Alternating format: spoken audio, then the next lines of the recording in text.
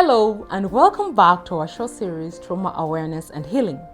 In this episode, we are going to see how the use of learning materials assists in healing circles. Here is Dr. Tekla Namachanja.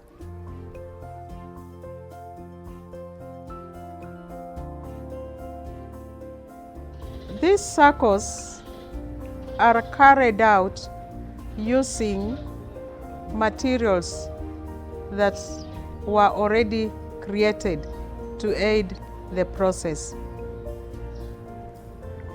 Trauma is like a virus. Once one has gone through it, it cannot heal at times on its own. One cannot heal from such a traumatic experience on her own or his own. People have to be assisted. Now, we have materials that have been developed to aid this process. We have images, we have posters, we use biblical stories, we use folklores. And the aspect about trauma is that it has to be confronted. As one of my trainers, Reverend Father Paul Boyle, has usually put it, trauma, for somebody to heal from a traumatic experience, one has to name it, one has to claim it in order for one to tame it.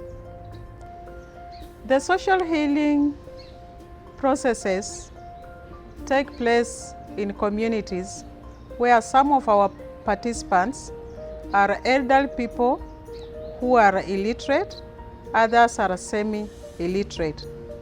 And again, in these rural settings, there is no way we can carry our projectors to use PowerPoints.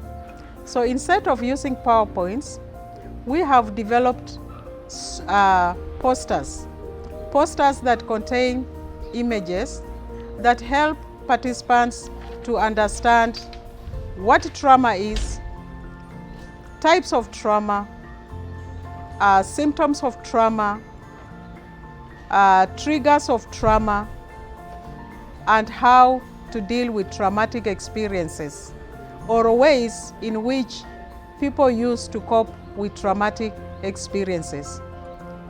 These images have been very powerful in helping community members or participants relate to their own traumatic experiences.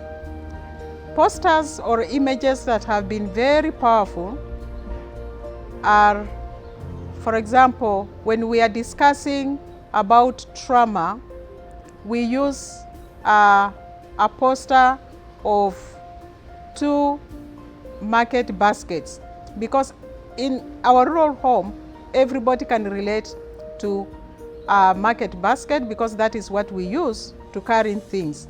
We use a farm basket and a town basket. Using these 2 baskets, participants can relate to their own life at the time when they were okay before a traumatic experience, and at time when they are impacted or affected by a traumatic experience, therefore tearing their own basket.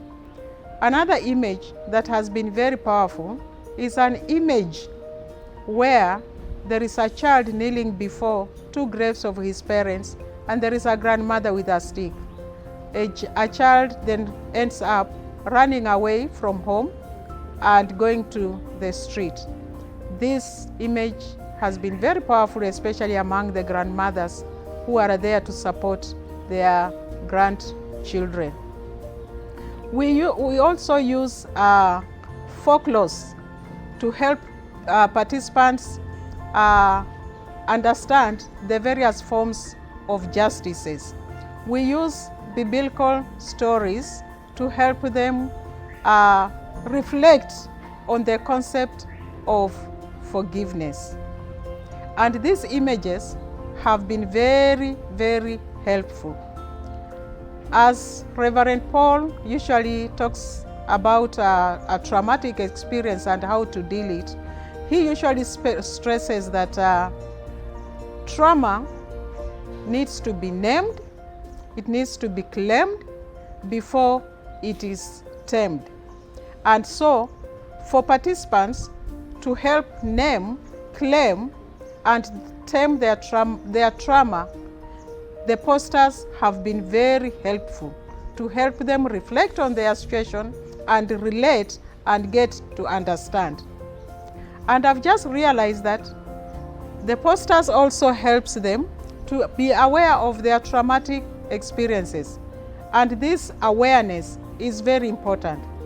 For example, a mother can always, at the end of watching a poster, you'll hear a mother saying, now I understand why I've been very rough to my children.